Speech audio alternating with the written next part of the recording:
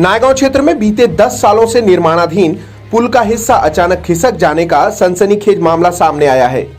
इस घटना से उन लोगों को धक्का लगा है जिन्हें इस ब्रिज के जल्दी पूरा हो जाने की उम्मीद थी। पुल भले ही निर्माणाधीन है, लेकिन इस पर हर रोज लाखों लोगों की आवाजाही शुरू रहती है। इस दरमियान हुए इस घटनाक्रम में पुल में लगी निर्माण सामग्री और उसकी विश्वसनीयता पर प्रश्नवाचक चिन्ह खड़ा कर दिया है। सालों से अधर में लटके इस पुल के पूरा होने की उम्मीद लगाए लोगों की उम्मीद पर पानी फिर गया है। पुल के अपने निश्चित स्थान से लगभग 4 फीट दूर खिसक जाने की घटना से आम लोग सहमे हुए और आक्रोशित भी हैं। ये पिछले 2-3 दिन की घटना है। ये अंडर कंस्ट्रक्शन पिछले 4-5 साल से ब्रिज का काम चालू है। यहाँ पे लोगों को खाली एक पब्लिक को गुमराह किया जा रहा है कि ये ब्रिज का काम चालू है, लेकिन पिछले विगत 5 सालों से हम देख रहे हैं, यहाँ की जनता देख रही है कि ये एज इट इज वैसे पड़ा हुआ है, लेकिन पब्लिक को भी सुविधा नहीं मिल पाई है। और हालात ये हो गए कि पिछले 3 दिन पहले यहाँ पे ब्रिज अंडर कंस्ट्रक्शन के होते हुए भी यहाँ से आप देख सकते हैं कि पूरा इस तरह से ब्रिज डैमेज हुआ है। अगर ये बनने के बाद डैमेज होता है तो कितना बड़ा अपघात यहाँ पे, कितना पब्लिक को नुकसान होता, इससे जान माल का खतरा भी हो सकता था। इसलिए मैं कहना चाहता हूँ, प्रशासन को चेताना चाहता हूँ कि इस तरह की लापरवाहियों पर बार ध्यान और कड़ी निंदा करती है। इस पर जाँच होनी चाहिए। अधिकारियों के खिलाफ अधिकारियों से जानकारी लेकर उसके खिलाफ कड़ी कार्रवाई होनी चाहिए। किसी भी कीमत पे जो भी इसमें दोषी पाए जाते हैं उनको बख्शना नहीं चाहिए, चाहे जो भी हो। लगभग 6 करोड़ की लागत से बन रहा यह पुल का निर्माण कार्य काफी सालों से लंबित है। नायगांव स्टेशन जाने के लिए लोगों के लिए एकमात्र यही रास्ता है, जिस पर सालों पहले एक अस्थायी लोहे का पुल सहारा बना हुआ था, जिसके बाद इस पुल की नींव पड़ी। इस घटनाक्रम के आने के बाद स्थानीय शिवसेना नेता माइकल मोसेस ने निर्माणाधीन पुल के निर्माण कार्य में लापरवाही और भ्रष्टाचार का आरोप लगाया है। शिवसेना उपविभाग प्रमुख नायगांव पूर्व। सबसे पहली बात तो ये ब्रिज को स्टार्ट होके अभी 10 साल हो गए हैं। ये करीबन 6-7 साल से अभी इसका फेज 1 का काम बहुत चालू हुआ था, फिर बंद हुआ था, फिर शिवसेना के माध्यम से 2 आंदोलन हो चुकी थी, जिसमें पीडब्ल्यूडी के चौहान साहब ने भी अश्योरेंस दिए थे कि विद इन 2019 ये टोटल ब्रिज कंप्लीट होएगा। फिर ये ब्रिज का फेज 1 कंप्लीट होने के बाद मालूम पड़ा कि फेज 2 में सॉल्ट डिपार्टमेंट ने ऑब्जेक्शन लिया था। बलट पियर से इनको लेटर आया था सॉल्ट डिपार्टमेंट से पीडब्ल्यूडी को कि please seek permission. When this in लोग ने परमिशन लेने के बाद इन लोग ने काम स्टार्ट किया था। अभी जैसे कि आपको मालूम है कि 2-3 दिन पहले 24 दिसंबर को ड्यू टू लैंड स्लिंचिंग इज बिकॉज ये जो जमीन है वो दलदल का है। अगर आप समझो टेक्निकली यहाँ जो पाइलिंग हुई है, ठीक है, this piling is not done completely properly, क्योंकि ये जो लैंड स्लिंचिंग है इट्स ड्यू टू वेट, एकदम मार्शी लैंड की वजह से, और due to the heavy force, जो पानी का जो रिवर का हैवी फोर्स आता है उसके वजह से ये थोड़ा सरक चुका है।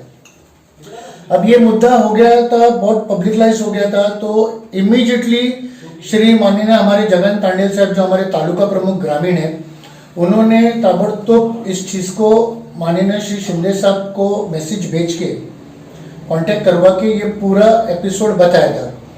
With in 48 hours we were contacted by Shinde साहब PA and we were informed that Monday, जो कि 28 दिसंबर को इनकी पूरी एक थाना से एक इंजीनियर की टीम आएगी और प्लस यहाँ के जो सबऑर्डिनेट पीडब्ल्यूडी के डिपार्टमेंट के plus the contractor will be coming on Monday and looking at the entire thing and with immediate effect जो भी उसका रेक्टिफिकेशन है वो होगा।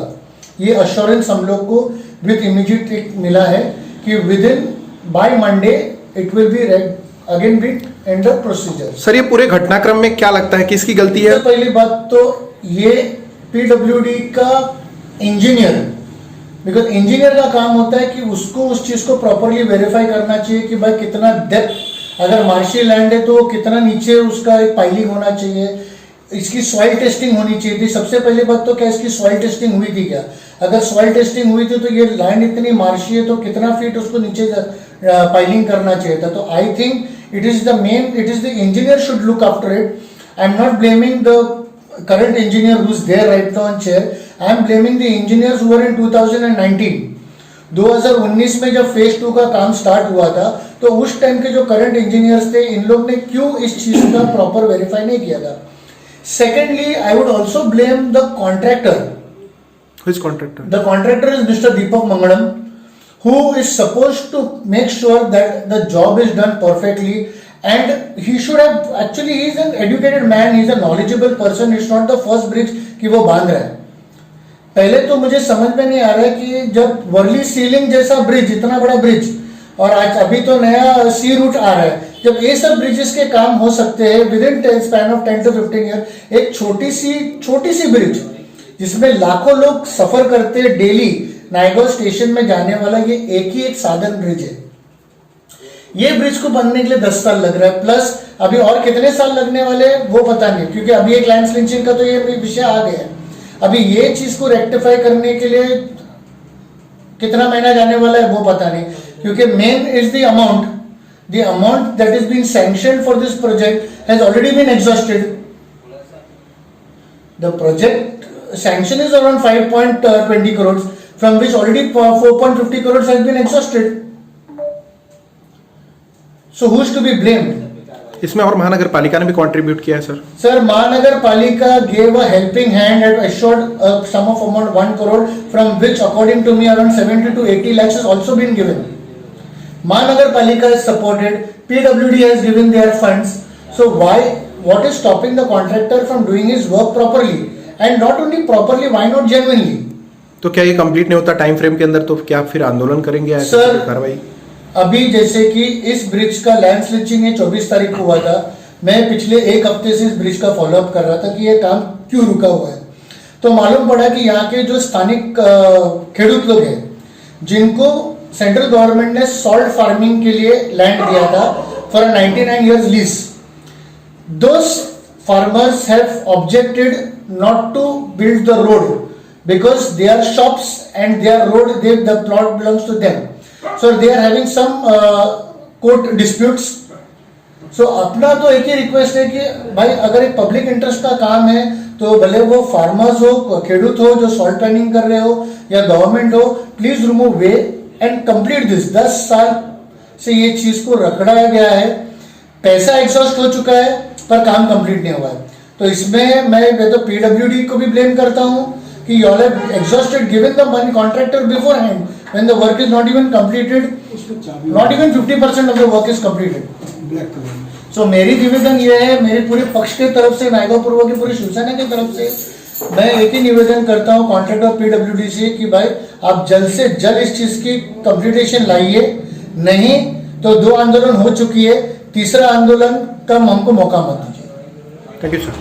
अब मामला जो भी हो, पर एक बात तो साफ हो गई है कि मामले की जांच कर संबंधित ठेकेदार और प्लान पास करने वाले अधिकारी के खिलाफ आवश्यक कार्रवाई की जानी चाहिए, जिससे आने वाले दिनों में आम लोगों के साथ न्याय हो सके.